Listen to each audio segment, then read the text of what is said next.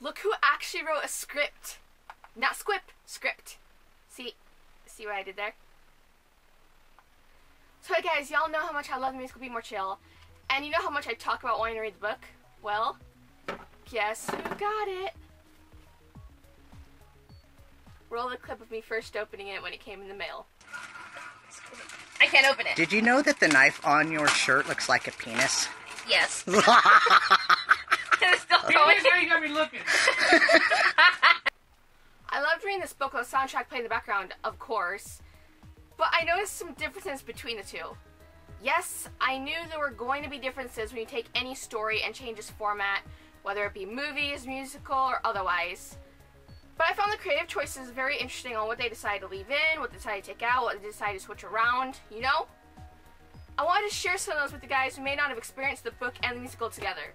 Because I know a lot of people that haven't got a chance to read the book. I know a lot of people, well, if you've read the book, you probably wanted to listen to the musical, or you thought, like, haven't listened to the musical. I don't know. Obviously, spoilers ahead. So if you want to avoid those, I'd click away now. But if not, let's get to it. Also, if I leave things out, let me know in the comments, because if there's things I missed, I'd like to know, please. I probably looked over it while I was writing this. We like out-of-print games, rollerblades, got a Pac-Man tattoo. Bet you can't see the yellow on the camera. I'll be very sad because I had to draw that with my non-dominant hand and I was actually proud of it. So, let's talk about the things that left the same. Like, what stayed similar from the transition of the book to the musical. Your boy Michael Mel's gonna tell you all about it.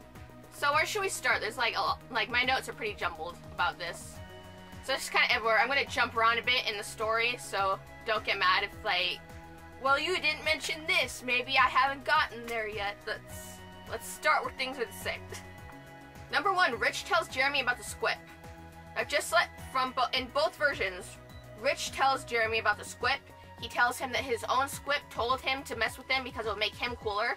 But now, it's telling him that Jeremy isn't that bad of a guy and he might want his own SQUIP too. Number 2, the warning given by the Payless Shoes employee when he gives Jeremy the SQUIP is pretty much the same word for word from book to play. Number 3, alcohol messes the SQUIPs up. It'll temporarily mess them up where they can't do anything. In the book, we see the SQUIP speaking Spanish, just yelling Spanish in Jeremy's head. In the play, we always see the and it just kind of shuts off for a while before it comes back online. But in both versions, alcohol is a no-no for SQUIPs. Number 3, the quote, "Things were kind of hard at my house," is in both the play and the book, but it's elaborated more in the play than it is in the book. In the book, we only see that like small little exchange. It isn't really like gone any further. In the play, we see Jeremy say, "Yeah, my dad drinks a lot too." And it's more than we get in the book, and it's kind of nice to have that explanation. But creative choices. Number 4, Eminem was killed by a hockey stick accident in both the book and the musical, and I find that really hilarious. Number 5, SQUIPs can communicate with one another. So there's this thing they tell you, the up, down, down, left, right. I can't remember it. It's too scatterbrained. But when they say that, like, you know they have a SQUIP. There's also other ways to tell that people have a SQUIP, but SQUIPs can communicate with each other back and forth. You know? Number 6, Jeremy's dad doesn't like clothes. That was a big thing in the books where there's, Jeremy's dad did not like to wear pants. He just walked around with nothing on. And in the play, you also got that, can you put some pants on? It's just really hilarious, and I'm glad they kept that in, because it ended up making for a really good song right there towards the end. Number 7, one of my favorite quotes. "They'll assume you're a masturbator, but I am a masturbator. We'll fix that." From book to musical is direct quote. I love it. Number 8, keeping along the line of quotes, I saw a discovery that humans have stopped evolving. But from the first song to the book, it's one of the main quotes. And actually, fun fact, if you haven't read the book, it's one of the things that Jeremy has a conversation with Christine about. And this is pre-SQUIP, mind you. Yeah, it's pre-scripted SQUIP in the musical too, but, you know. I'm being terrible at this. Number 9. Rich starts a fire and he burns down the house. Whoa. But, here's a slight difference. It's not at the Halloween party. We're gonna get into this in a second, because some things started to get switched around here. But Rich did not set a fire at the Halloween party. He was at a different party when he set the fire. That's right, there's extra parties in the book incentive to read. And on that tangent, let's get into the differences between the book and the play, and the musical. I'm gonna keep calling it a play. Don't yell at me. In the book, Jeremy is squipped in the back of a Payless with the guidance of the employee. In the musical, he just kind of freaks out in front of Christine and a bunch of the other people. No, in the book, he takes his squip in the back of the Payless. He has his moment there, and he's like, ah! And it starts talking to him. He's like, whoa! And he's like, and the employee's like, yeah, don't talk to it out loud. Do this, this, this. Kind of like guiding him through it. And then just kind of like sends him on his way. In the book, Christine is never actually in the mall when we're during that scene. So we never get that Christine, Jake, and Jeremy kind of thing going on. Number 2, Jeremy didn't even go to the mall first to get his squip. Rich instructed him to go to the bowling alley and meet with someone where he could get his squip. And from there, he was sent to the mall at the Payless. So he had to go on like a little goose chase to find a squip. Because he was originally going to buy it from the guy at the movie theater. Not the movie theater. He was originally going to buy it from the guy at the bowling alley, but he was out. So he's like, you know what? I have a hookup at Payless in the mall. So he had to go all these different places to get his squip. Now, I absolutely love George Salazar's rendition of Michael Mell. I mean, it's iconic. It's beautiful. I love it so much. But it's so fun to picture the way that Michael was described in the book. Because he's described as this skinny white boy with a huge afro. I mean, and big headphones. It's just hilarious to think about. Imagine if they put like a giant afro on George Salazar for his part as Michael. I mean, I'm living for it. Next, Jeremy lives right next to the school. So he always walks. There's no bus questions like we hear in the opening number for Be More Chill. It's a really small thing, but I just thought it was interesting. It's like, we're gonna add this element, but in the book, they're like, it's never a question. It's a small thing. Jeremy actually had a few decent conversations with Christine pre-SQUIP. Like, he may not have seen it as that, but he was talking to her for elongated periods of time. And he was actually doing pretty well, even with his little his awkwardness. He was actually doing pretty well in having a conversation with Christine. Here's another thing. Michael was actually the first person to bring up the SQUIP, not Rich. Because in the book, Michael's brother takes a SQUIP to help him with the SATs and get him into college. Now, in the musical, I believe it was a friend of his, and it's like someone his friend knew that took the SQUIP and went insane. In the book, it was his brother. So Michael had first-hand experience with the SQUIP. Although, when Jeremy does get his SQUIP, he does not tell Michael at all. Because in the book, Michael kind of plays it off as like, oh, it's a script or something. A script? Yeah, you know, it's weird. Whatever. Of course, Jeremy noses around, finds a SQUIP, and then gets a SQUIP, and all the fun stuff happens. But, you know. Now this part, I wish was in the play because it was one of my favorite parts of the whole book.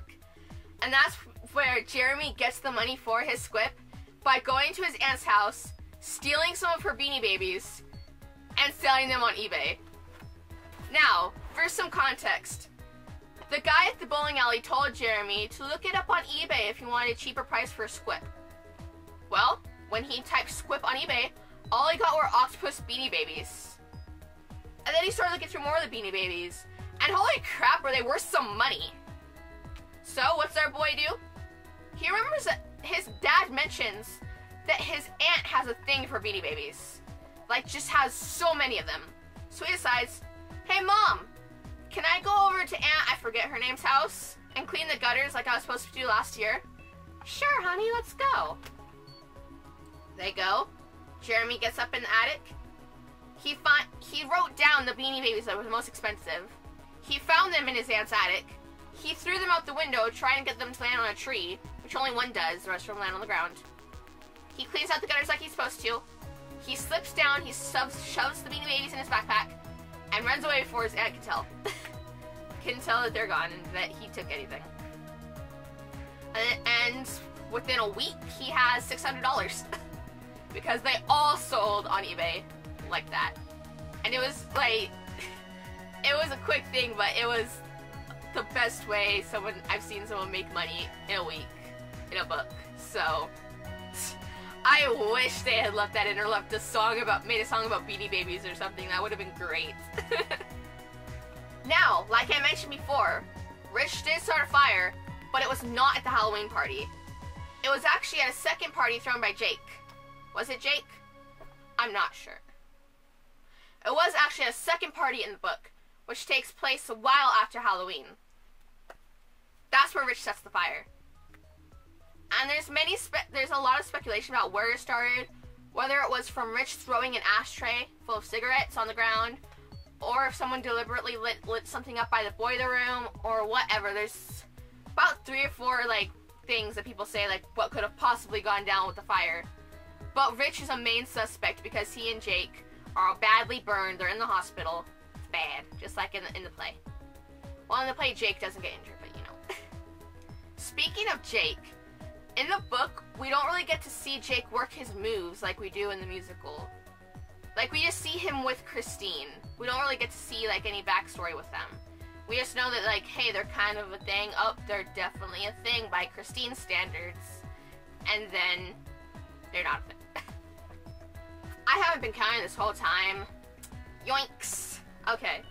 Well, let's just talk about the fact that in the musical, they call Mr. Ray's the drama teacher, but in the book, he's actually an English teacher who does drama on the side, and also works at Hobby Lobby. Or is that in the play too? I don't know. I remember Hobby Lobby. That might be from the play. Hold on a second. I'm not sure, honestly. I think I might have mixed the two up. Alright, I jumped around a lot, and I'm sorry, but going back to the Halloween party, you know, that lit song from the soundtrack, it's Halloween, dun dun dun, it's Halloween. That iconic, that iconic scene, everything about that is just iconic. But here's a fun fact. In the book, Jeremy did not have a SQUIP at the Halloween party. He was completely pre-SQUIP before the Halloween party.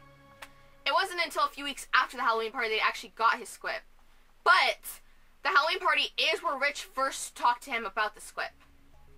And, as some of you may or may not know, in the book, Rich was dressed as a giant pot leaf, so Rich is kind of my favorite character next to Michael. But yeah, Jeremy had gone and thinking that Christine's gonna be there, I'm gonna go. But he never really ended up talking to Christine. He watched the hot girls dance. He kind of stood back with the other, not so popular kids, kind of losers. And then Rich comes over and he shares his flask and he's like, hey, you want a SQUIP, man? And he's like, what? You heard me, a SQUIP. It's from Japan. And it's like, whoa. And that's where that whole thing begins. Now that song, do you want to ride? You know where the girls ask Jeremy if he wants to ride in their mother's car? Well, it didn't exactly go down like that in the book. In the book, Jeremy is actually the one to initiate, hey, can I get a ride from you ladies? And they're like, sure. It's just a funny flip-flop. Although I love what they did in the play. Michael already left. Now you have no ride. But in this one, Jeremy's just like, no, Michael, it's fine. Ladies, can you give me a ride? They're like, sure, we're waiting for our friend. Now, sadly, one of my favorite parts of the play is only in the play. The boyfriend's backpack is only in the play, and that kind of makes me sad. But it just makes me love the play that much more. So talking about Michael, And just as different from the book and the play, in the musical, we see, like, right off the bat, that Michael's listening to Marley and it's almost at the end of the song. In the book, however, he will not shut up about Weezer. Like, Weezer is his #1 thing. Hence, why I decided to put this wall flag behind me. Whoa, it's all coming full circle, man! That was a great tour. All the bands there, Andrew McKinnon in the Wilderness, Panic at the Disco, Weezer, they're all really good. I miss them. That's where I met them. I miss them. And a final difference that I'm going to talk about is that in the play, in the musical, the SQUIP was bound and determined to be like, nope, no more Michael, optic nerve blocking on, bye loser. But in the book, it never really happened like that. The SQUIP wasn't fond of Michael, he didn't quite like him, but ultimately Jeremy was in charge. Like, Jeremy's protest kept Michael around, and the SQUIP didn't really do anything about it. He didn't really optic nerve block Michael from sight and give him the feeling of I'm losing my friend. He just kind of like, you know, you should be hanging out with the popular kids. You shouldn't invite Michael to this party. But Jeremy's like, no, he's my friend and it's gonna happen and you can't stop me. So, Michael is never really out, like, he's always there in the background, although there are times the SQUIP is like, okay, you'll talk to him later. Yeah, I'll talk to you later, man. And, like, they'll, like, keep him out of his head for a while. But the SQUIP can't get rid of Michael, because they're just too good of friends. Although it did, like, in the book, where Michael in the bathroom is happening in the play, Michael is also in the bathroom in the book, but he's also got a hot DJ, so Book Michael is slightly better off in that situation. Although Michael in the bathroom is a song that holds, like, really close to my heart because I've been there, I've legit been there, and I just want to hug Michael and be like, it's okay, man, it's okay. Oh, one more thing. Why isn't this on my notes? I know I wrote it down. In the musical, Michael's mom isn't around. We just see Michael's dad leading up to that iconic song, when you love somebody, you put your pants on for them. In the book, Jeremy's parents are both there. In fact, they're divorce lawyers. So he likes to joke, I'm a child in divorce in a really unexpected way. And it's really funny. It's one of those moments where it's like, ha! Oh, Jeremy. But yeah, that's all I think I have for you guys today. Like I said, if I left out any of your favorite differences between the two versions of Be More Chill, let me know down in the comments. What was your favorite change that they made? What do you wish they had left the same? I honestly wish that they had left the Beanie Baby thing in. That's my favorite scene in the entire book. It takes up about 3 or 4 chapters, and it's just hilarious. Like the way he like snuck them out is my favorite thing in the world. And it's fantastic. I love this book so much. I love the musical so much. I love both versions of this. I like the different like aspects of what a SQUIP.